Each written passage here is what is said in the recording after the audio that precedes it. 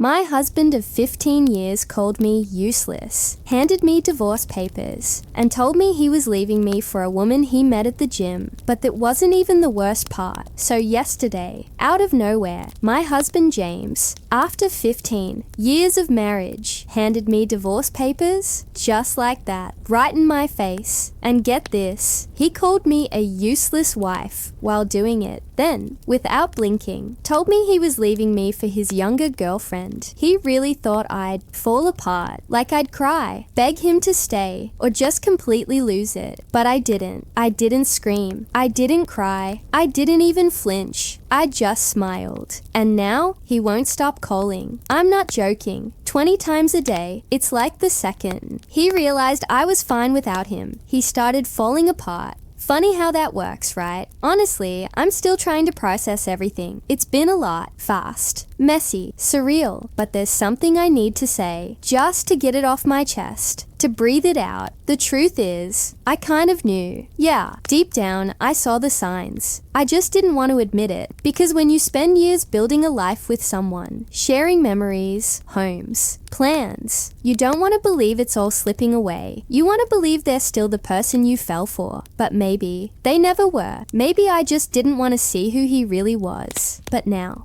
I see everything. This didn't just come out of nowhere. It started small. About 8 months ago, James suddenly got really into fitness, like up at 5 a.m. every day for F45 workouts. Bought all new clothes, head to toe Lululemon, and he was glued to his Apple Watch, always tracking something, steps, calories, heart rate. Honestly, I was happy for him. We're not getting younger, and taking care of yourself is a good thing. He even got me a Peloton for Christmas. Sweet, right? At first, yeah. But then, not so much, because every week after that, he'd throw it in my face. Always in this passive-aggressive tone, like, that bike wasn't cheap, and it's just collecting dust. Like I owed him for it or something. Then came the late nights. Work's crazy, he'd say. Client meetings, big project. You know, the usual excuses. And the texting? That changed too. He started turning his phone away from me, locking the screen faster, acting weird. I wasn't imagining it. One day I noticed this new cologne on him. Nothing fancy, probably a free sample from Sephora, but he'd never cared about stuff like that before. Suddenly he did. Then came the little jabs. He started dropping helpful suggestions. Things like, have you seen those TikTok skincare hacks? Or, everyone's doing Botox now, babe. He said it like he was being nice, like it was casual, but it wasn't. It was constant. The thing is, I do take care of myself. I always have. I just don't follow every trend. I'm not the type to drop hundreds on fancy creams or whatever the influencers are pushing this week. That's just not me. And apparently, that started to bother him. Just yesterday, I was doing laundry, something I've done a million times, when I found something, a little folded up receipt in the pocket of his jeans. Tiffany & Co. Yep, Tiffany. We're not luxury people. We shop at Target. We drive a 2018 Honda with a seatbelt that still sticks. So that receipt, my heart sank. Something felt off. James and expensive jewelry don't go together. Not with me. Anyway, so I checked our joint account, and I nearly passed out. There were transfers. Quiet ones. Small amounts, here and there, to an account I didn't recognize. It had been happening for months. And our savings? The one we'd been building for someday. Gone. Just gone. Slowly drained over the past 6 months. I didn't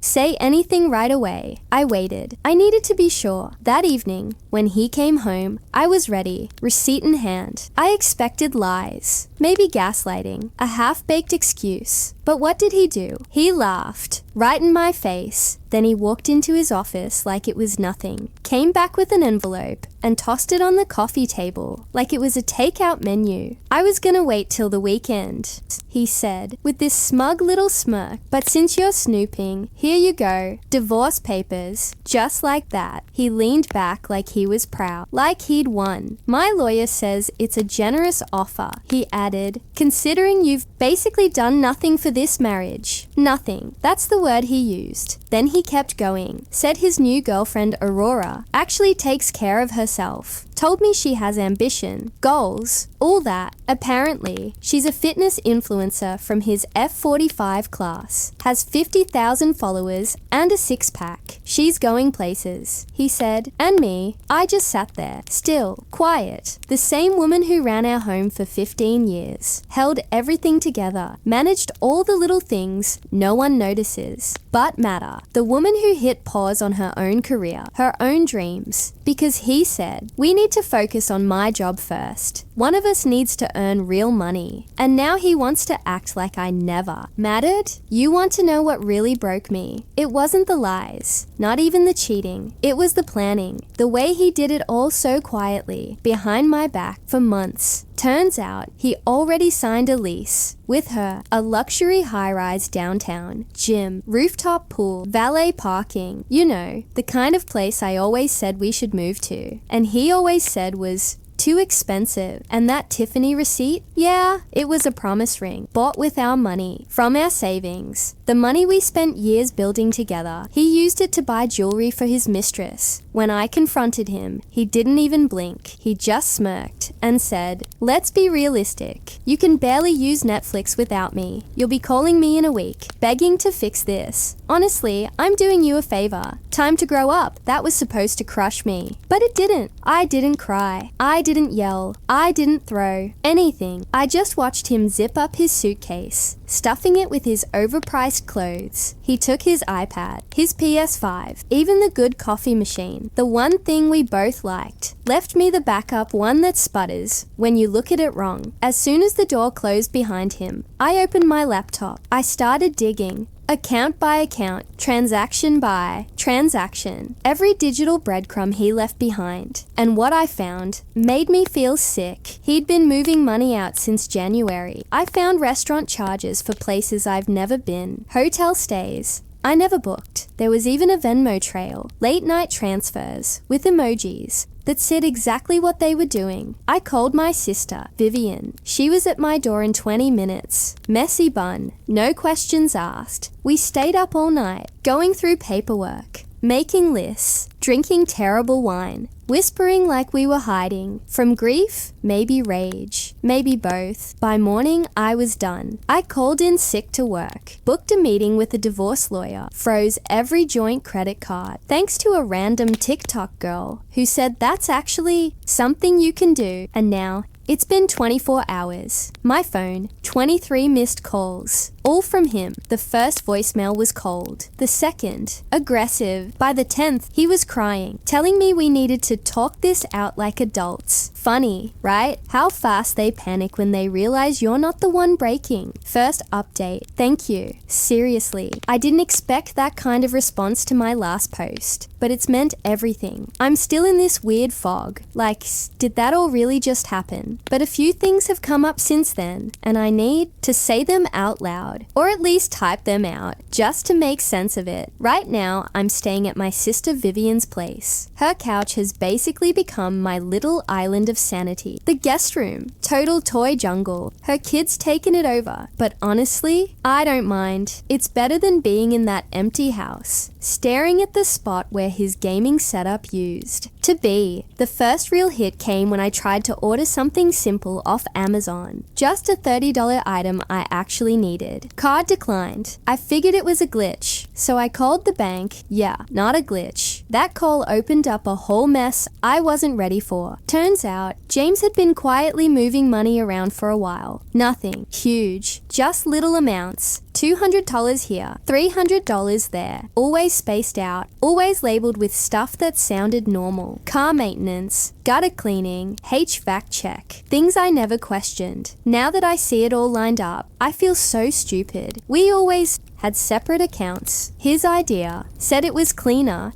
and less complicated, and I agreed because I trusted him. I didn't want to be the wife who nitpicks over money, but our joint savings account, that felt different. That was the one that mattered to me. That's where my paycheck went. Every month, I'd pay for rent, bills, groceries, and then move whatever was left into savings. For us, for our future, like he always said. Now I see what his future really meant. a new girlfriend, a luxury apartment, and a ring I never even got to see. So, here's another lovely surprise. Turns out James has been taking Aurora out all over the city. Not 5-star, VIP kind of places, but definitely nicer than our usual grab something quick and use a coupon nights. They even went to that trendy new fusion spot downtown, the one with the moody lighting and overpriced appetizers. Just the starters were $15 each. Meanwhile, this same man used to get annoyed when I spent $50 at Target, and not on fun stuff, on detergent, paper towels, socks, you know, things you actually need. But honestly, it wasn't the big fancy dinners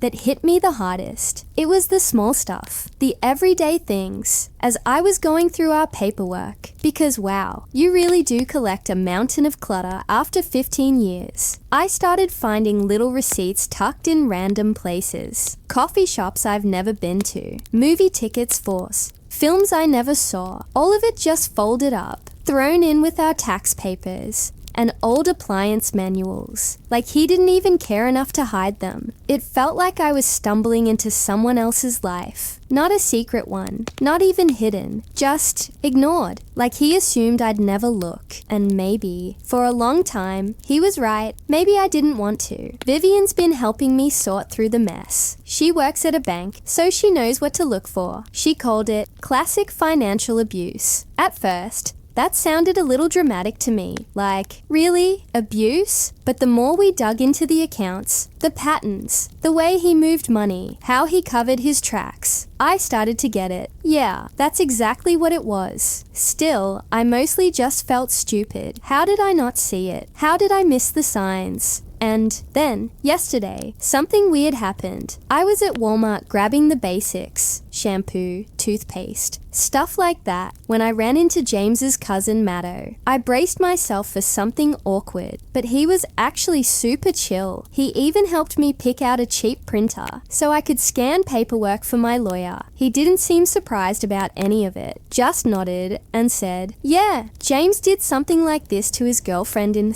high school." Oh, would have been great to know that. Say 15 years ago, but sure. Cool, James is still calling. Not as much now, maybe 5 or 6 times a day. So, progress? His tone's different too. At first he was angry. Now it's this fake, gentle, I'm just concerned kind of thing. Yesterday he texted, "Just worried about you handling the bills." As if I haven't been paying my own phone bill since college. As if the only reason I've held it together all these years was his magical budgeting skills. Please. And then, this part almost made me laugh. Aurora messaged me on Facebook, just one line. "We should talk sometime." Yeah, no thanks. Left her on red. What's there to talk about? She knew he was married. She chose to play the side character in someone else's life. And now she wants to connect over.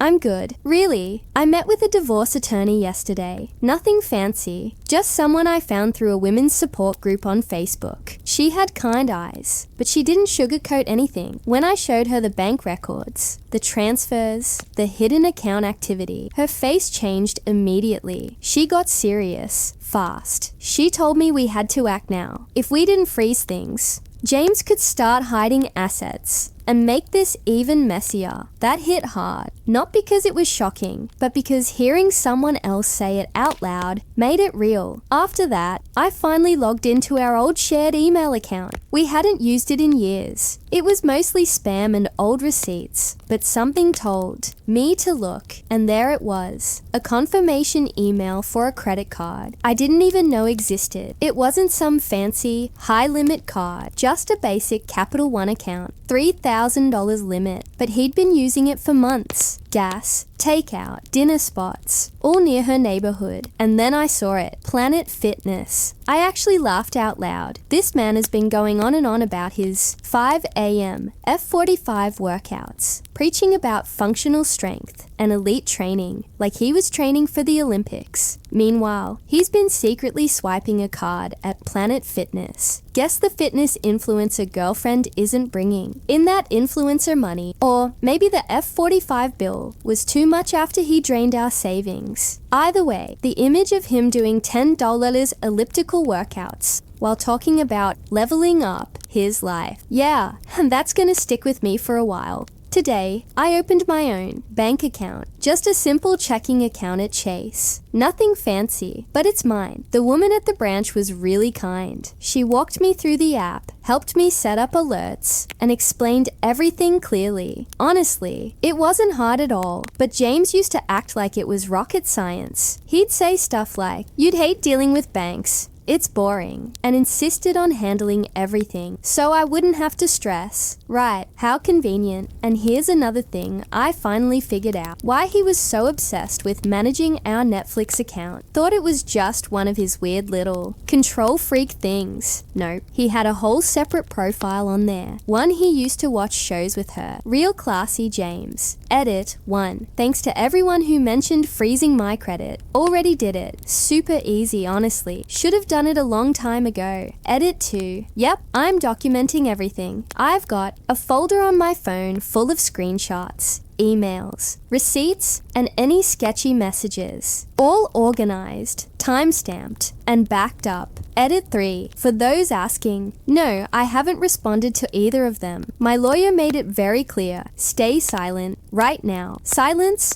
just power. Edit 4. Some of you suggested I call out Aurora online. Trust me, I get it. The urge is real, but I'm not here to create drama or start a public mess. I don't want revenge. I want peace. I just want to get through this with my future, my sanity, and my dignity still intact. Second update, just a quick one, because wow, this week has been a lot. Remember how James was so sure I'd fall apart without him? He even said I'd be calling him within a week, begging for help. Well, karma had other plans. I got a new job, nothing fancy, just a customer service role at a local company. Pays $16 an hour. But here's the kicker. The office is in the same building as one of James's biggest clients. Total coincidence. I found the job on Indeed and applied without thinking twice. So, day 1, I'm in the elevator, new badge clipped on, carrying a cute little laptop bag I bought myself. And who walks in? James. Wearing the suit, you know the one, overpriced, tailored, charged to our credit card. And right behind him, Aurora, clinging to him like a confused intern. The look on his face when he saw me, absolutely priceless. He just froze, like someone hit pause. Meanwhile, Aurora stared at me like she couldn't figure out why her successful, mature man looked like he saw a ghost. But it gets better. James used to say I was scatterbrained, that I couldn't handle money stuff. Always acted like budgeting was some elite skill. Only he understood. Funny thing, my new manager, Matthew, just complimented me on how organized I am. He even asked me to help sort spreadsheets before I'd fully learned Excel. And guess what? Helped. All those YouTube videos I binged at Vivian's place. Now I'm using those same skills to sort everything James thought I'd never find.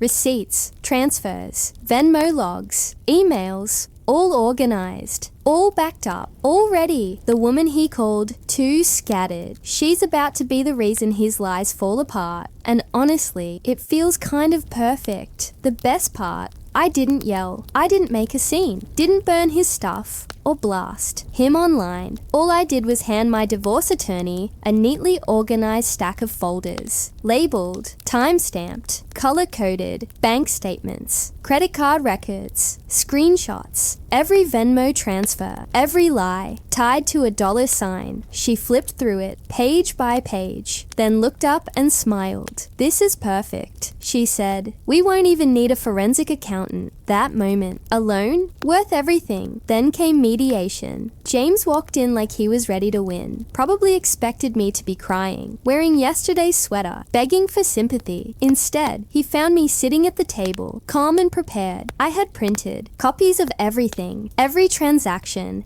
every hotel bill near Aurora's apartment. You know, the ones he claimed were client dinners and overnight work sessions. The mediator didn't even look at him at first, just started going through the documents. And James, you could see it hit him. Smug, turned to stunned in seconds. He blinked, swallowed hard, tried to talk, but nothing came out because the numbers did all the talking, and me, I stayed quiet, steady, calm, because when you have the truth, you don't need to raise your voice. Oh, and wait, it gets better. Remember that Peloton James got me for Christmas? The one he kept bringing up every time he wanted to guilt me. Always. Saying I barely used it. Well, last week I finally logged into the account. Figured I might as well start using it, especially now that I'm the one paying all the bills. And guess what I found? The full workout history. Turns out James and Aurora had been using it together in my house on the days I was at Vivian's, thinking I was giving him space, trying to be supportive, trying to save something that was already gone. Yep, they were literally riding my bike in my home while I was gone. So, during mediation, I didn't yell, didn't get emotional, didn't even flinch. I just slid a printed copy of the workout log across the table. Quiet, simple, direct. James actually stuttered, like full-on pause. Repeat, mumble type of stutter. Tried to say something about borrowing it for a friend, or just testing it out, but the log had names, timestamps, profiles. There was no talking his way out of it, and the best part, I didn't need him to. The silence said it all. The real karma. It finally showed up, and it didn't come from me. It came from her. Turns out, Aurora finally realized James isn't the big spender he pretended to be. The illusion fell apart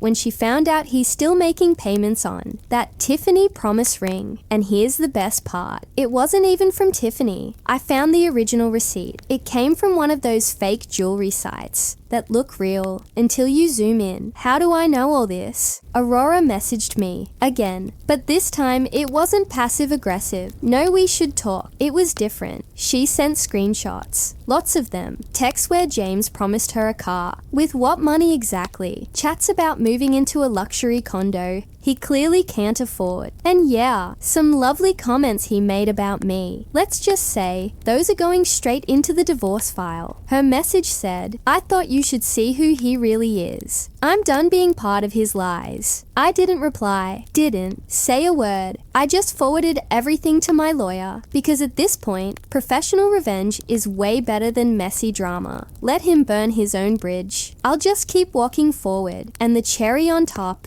James's mom called me yesterday. Yep, that happened. She's been watching everything unfold from the sidelines. Small town, so of course word gets around fast. She told me she was sorry, said she never really understood what I'd been dealing with all these years, until now, and then she dropped a bomb. James didn't lose his job because of stress, or the divorce, or anything he might be telling people. He got fired for inflating his expense reports. Yep, all those fancy dates with Aurora, the wine bars, the hotel brunches, the overpriced small plates. He put them on the company card. Not subtle, not smart, and definitely not legal. I'd be lying if I said I didn't want to post everything, the screenshots, the receipts, the smug little lies, just to give him back a tiny bit of the embarrassment he tried to dump on me. But I didn't need to. He's already doing a perfect job destroying his own reputation, one bad choice at a time. So I focused on something better, making my new little studio feel like home. I bought a few plants from Home Depot. They're still alive somehow. I learned how to mount a TV all by myself. Shout out to YouTube and a power drill. I even started cooking again for the first time in forever, and the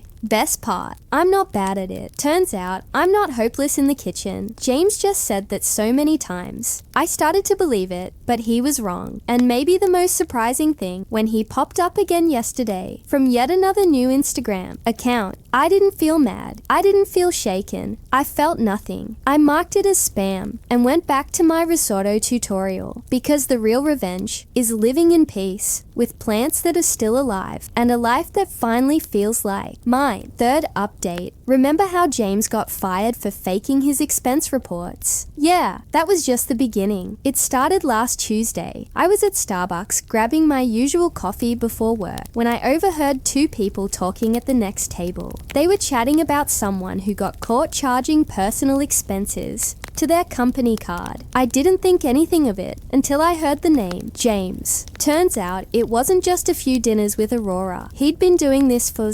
Years. Not just at his last job, but the one before that, and the one before that too. How do I know all this? Because Aurora started talking, not just to me, to everyone. See, once James got fired, the whole act fell apart. No more dinners at Cheesecake Factory. No more Lululemon shopping sprees. No more last-minute getaways to recharge. And when he couldn't keep up with the payments on that fake Tiffany ring, that was it for her. But Aurora didn't just walk away. She got organized. Remember all those expense reports James was faking? The ones he used to brag about, calling them strategic finance moves. Well, he showed her how he did it. Like it was clever. Like it made him smart. And Aurora, she kept everything, screenshots, notes, even photos, all tucked into a Google Photos album, titled something like Our Life, or whatever cringe name he convinced her was cute. And now, she's sharing it. Not out of spite, not for drama. She told me, calmly, that people deserve to know the truth about who he really is. So now James isn't just dealing with a divorce. He's being whispered about in office hallways, probably flagged in HR inboxes,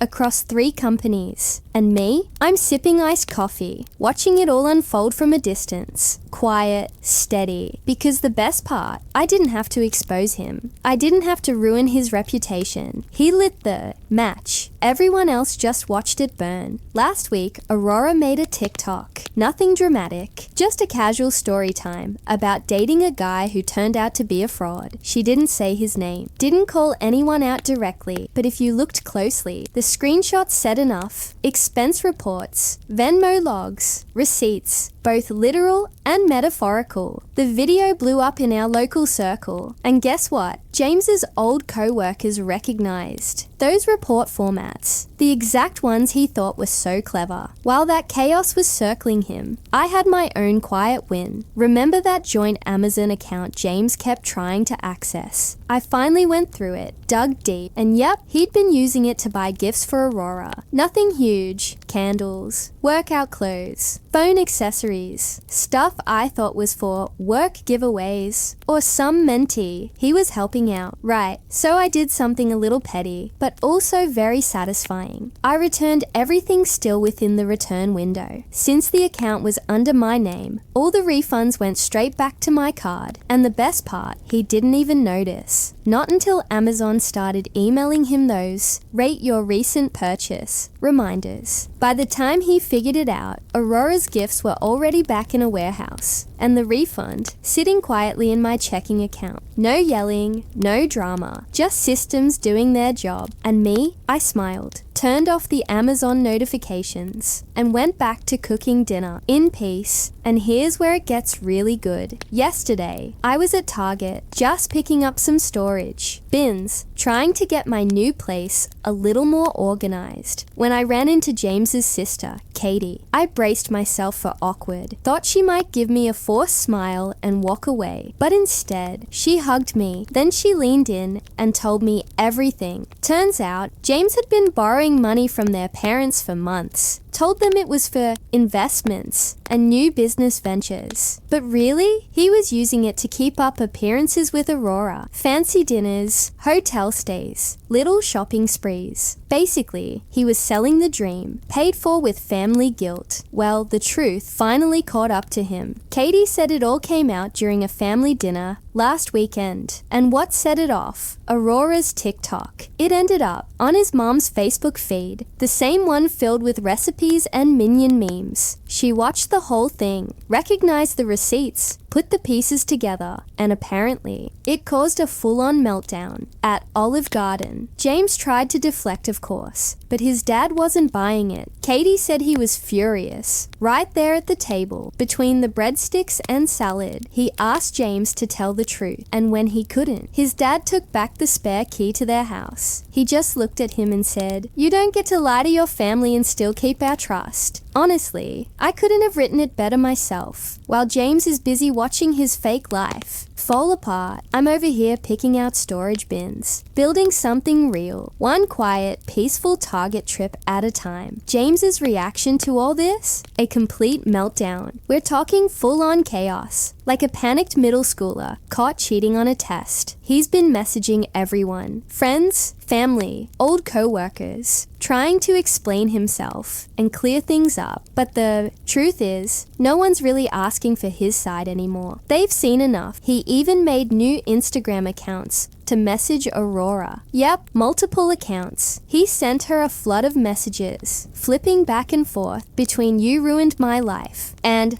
"let's start over." She blocked them all. How do I know? She sent me screenshots. Meanwhile, he's still calling his old job, still trying to convince them the fake expense reports were just a misunderstanding. Spoiler, they're not buying it. Then came the real twist. He showed up at his parents' house at midnight on a weekday, begging to talk. They didn't let him in. Katie told me their mom just opened the door and said, "Not tonight, James." But karma wasn't done yet. Remember how he always insisted on managing our shared cloud storage? Said I was too disorganized and would mess it up. Well, last week I finally logged in. I was just looking for some old vacation photos, maybe a few of the dogs. Instead, I found a folder buried deep in the archive. Screenshots, hundreds of them. His early messages with Aurora from the arm, start of the affair, texts, Instagram DMs, even saved voice memos. It was like a digital scrapbook of his double life, and wow, they were not flattering. Stuff about how I was holding him back, how she was going to elevate him, plans for after he finally left me, jokes about how clueless I was, how easy it was to keep me distracted. Guess who has all of that? Now, me. Guess who forwarded it? Organized, labeled, and time-stamped to her lawyer. Also me. And guess what I'm doing now? Sitting in my new place, organizing my sock drawer, planning my next recipe, while watching it all fall apart from a safe, quiet distance. I didn't even have to do anything with those screenshots. Just sent them to my divorce attorney. She opened the folder, scrolled for a minute, and actually laughed. "This is making my job very easy," she said. And then came the highlight of this whole mess. Aurora posted a follow-up TikTok yesterday. No more vague hints or story times. This time, she showed the ring, held it up to the camera, zoomed in on the flaws, and then dropped screenshots of the knockoff website he bought it from. You could literally see the watermark. Low res, misspelled, full-on Tiffany and Coda energy. The caption, "When your man gives you a $49.99 future." It already has over 50,000 views. And James, he cracked. He showed up at my job, unannounced, said he wanted to clear the air. Translation, begged me to help save whatever's left of his reputation. Security didn't even let him pass the front desk. Apparently, he caused such a scene in the lobby that they added it to the building's security highlight reel. Word is, it's now saved between guy who brought a raccoon inside and intern who tried to rollerblade to HR. I didn't yell. I didn't fight. I didn't try to ruin his life. He did that all by himself. And me? I just went back to my desk, finished organizing spreadsheets, and made a mental note to water my plants when I got home. Okay, I'll admit.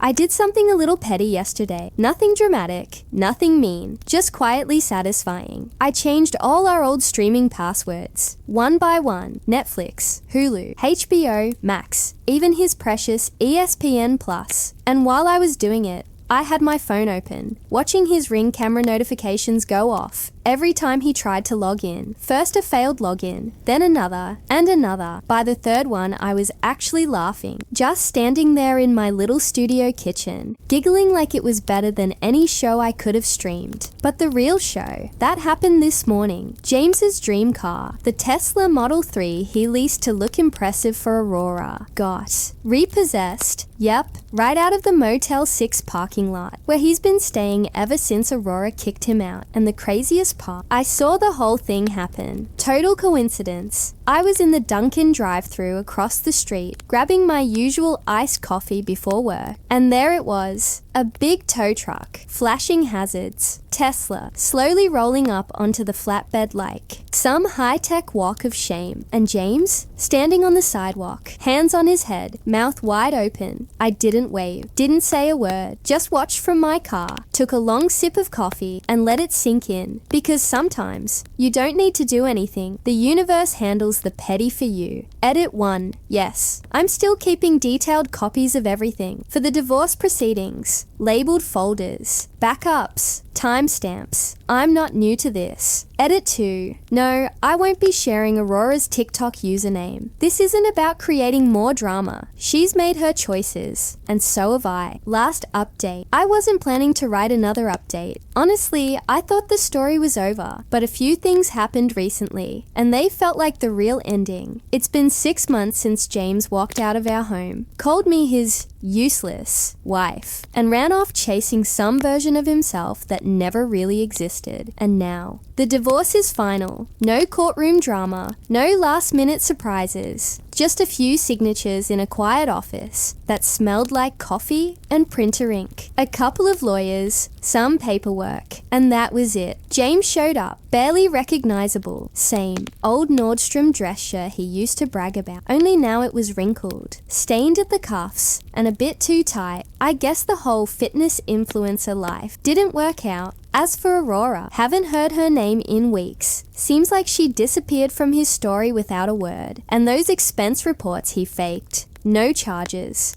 No courtrooms, no big headlines, just corporate silence. His company withheld his final check and bonus, blacklisted him quietly, and moved on like he was never there. No drama, just quiet consequences. Turns out big companies hate messy scandals as much as anyone else. And me? I went home to my small, peaceful studio. My plants are still alive. I ordered takeout, lit a candle, and played a playlist that made me feel calm. Not small. No revenge. No shouting. No bitterness. Just closure. Because the truth, I didn't need him to fall apart. I just needed me to stay standing. And I did. Aurora left him last month. No big TikTok. No drama. She just left. Moved back in with her parents in the suburbs. I guess things stop being exciting when your boyfriend can't afford Cheesecake Factory anymore. She tried messaging me on Instagram. Said she wanted to explain her side. I didn't respond. Just left it on read because honestly, some things don't need closure. They need distance. As for James, he's renting a single room in a shared house across town. The Tesla, long gone, repossessed, like we all knew it would be. Now he's driving an old beat-up Honda, the same model he once made fun of me for wanting. Said it was too basic. Funny how life turns around. And me? I'm still working my customer service job. It's not glamorous, but last month I got a $5 hour raise. It's not a fortune, but it's progress, and it's mine. I even did my own taxes this year. Shout out to TurboTax for making it easier than I thought. Turns out, it's not rocket science. Just another thing James made seem hard, so I'd think I needed him. But I don't. Not anymore. He's not in control. I am. No, I'm not rich. I'm not famous. I'm not posting victory pics in front of luxury apartments. I'm just okay. My bills are paid. My passwords are mine. My plants are still alive. And for the first time in a long time, I don't feel small. I don't feel helpless. I don't feel lost. I feel like me again. Had an awkward, but surprisingly real, run-in with James's mum at Target last week. We both ended up in the storage bin aisle. I figured we'd just avoid eye contact and move on, but instead,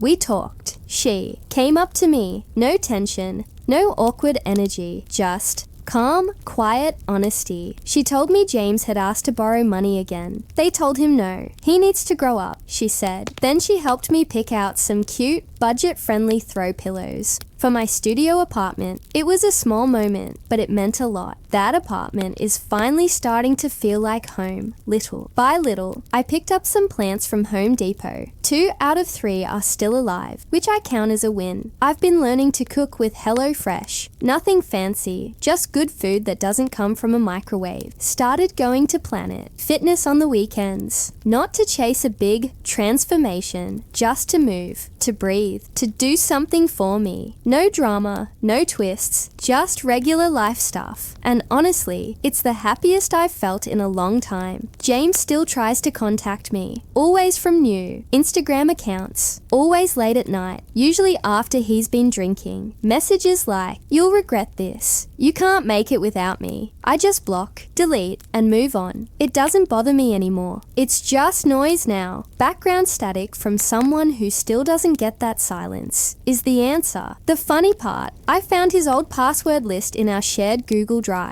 Yes, actually labeled passwords, like something straight out of a what not to do guide. Did I use it? No, I just forwarded it to his sister, Katie, with a note. Might want to tell him to update these. No drama, no threats, just a quiet little reminder. Meanwhile, life feels peaceful. I met someone at work. His name's Matthew. Nothing serious, just lunch in the break room a few times a week. He's also divorced. He gets it. No pressure, no games, just company that doesn't come with chaos. And here's the best part. Last week, I stopped by Dunkin' to grab my usual coffee. While I was waiting, I overheard two guys talking loudly from James's old office. Apparently, he's been calling and emailing HR, still trying to get his job back. He even showed up once, in person. And what did the office do? Nothing. They didn't call security, didn't rush him out, they just let him stand there, awkward, silent, waiting for someone to save his pride. No one did. Eventually he left. And me? I paid for my coffee, smiled at the barista, and walked into a morning that had nothing to do with him, his new life. Not exactly what he imagined. No more fancy gym, no more elite classes, or custom shakes. He goes to the same Planet Fitness as me now. We ran into each other in the parking lot once. No words, no eye contact. Just two people who used to share a mortgage, now pretending not to exist over a $10 gym membership. Aurora, she's back on dating apps, and those important business contacts he used to brag about. They don't return his calls anymore. And me? I'm doing everything he said I couldn't. Paying bills, fixing things in my apartment, managing my budget. No overdraft fees, no panic. It's nothing big, just normal life stuff. The kind of life he convinced me I wasn't capable of. Like I needed him to function. Last weekend, I found our old wedding photos while cleaning. I looked at that version of me, smiling too wide, trying too hard to be what he wanted. And I barely recognized her. She looked small, careful,